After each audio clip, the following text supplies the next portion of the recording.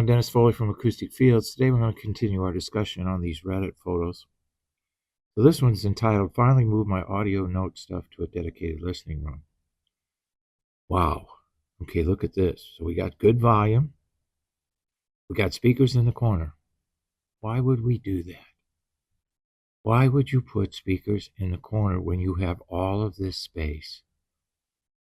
It's a short wall setup. Probably should be a long wall setup. That can easily be determined by looking at the room modal structure.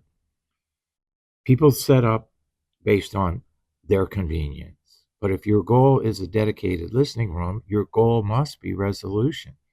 And you can't get resolution in this situation setting up on a short wall, putting speakers in the corner.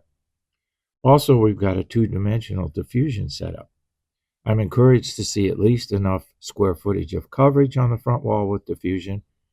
We don't use two-dimensional on the front wall. It can be a viable tool for the rear wall. One-dimensional diffusion works much better, we find, with two-channel systems.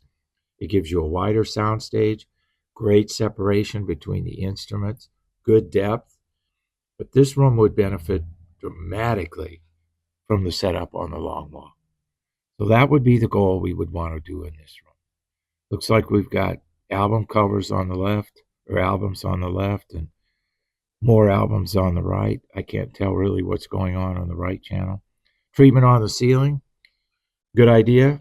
It should extend all the way across the ceiling, not just above the listening position, but if you're going to select a priority kind of installation, that's where you'd want to put it. I don't see any low frequency management in the room. The gear, once again, higher than the speakers. That I'll never understand and I'll never accept. Because all you'd have to do to test that, and people don't. I get it. I don't know why, but I guess they like to look at the gear. And I've always work under the premise that the goal is to have the equipment disappear and just listen to the music. But that doesn't seem to be the mantra of a lot of people. It is ours, and we'll stick to it till the day we die because we know it's correct, and we know most of this other stuff is not.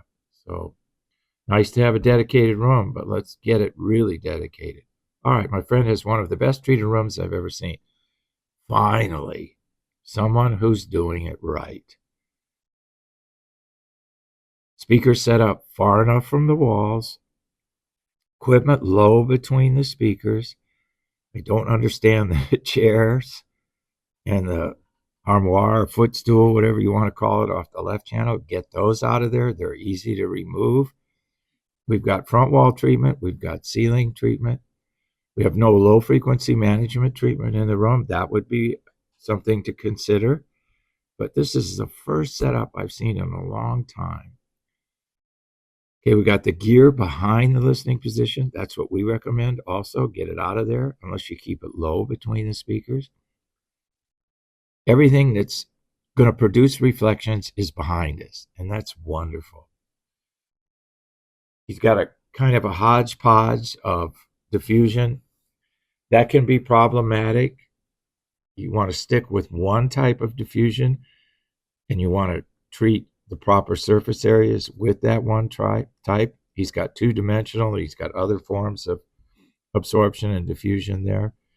So you want to be consistent in your applications and treat the whole surface. Like front wall, perfect. Whatever that treatment is, that's the consistency. That's the surface area coverage that you want. That's the first setup I've seen in a long time that makes sense. All right.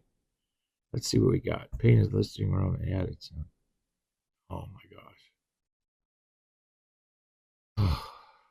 What are we going to do here? Speakers in the corner, horns. Okay, that's probably where they were designed to be, but my gosh. Put yourself in the position of the energy coming out of the speaker and moving right and left. What's it going to hit? It's going to hit another speaker. It's going to hit equipment rack. That's not good. That can't be good. All kinds of objects on the left channel, all kinds of objects everywhere. And I don't see any reflection or low frequency management treatment in the room at all. Once again, an example of what not to do. Jeez. All right. Upgrades, I'm done. Now I can finally listen. All right, this is another situation where I have a short wall set up. In this room, it'd probably be best to set up on the long wall. That could be determined easily. At least we have the equipment low enough. Speakers are far enough away from the side walls. I don't know what we have going on the left wall. Why would you put a painting with glass if there's glass on the face? Looks like we have glass on the right side wall, so he's going to do the same to the left. Yikes. Diffusion in the front, not enough. Not enough surface area coverage. Diffusion's a technology where you most of the time in our treatments of rooms and the new rooms we build, we find that, 60, 65, 70% coverage is ideal. So he'd want to cover more of that, cover that glass, definitely with diffusion.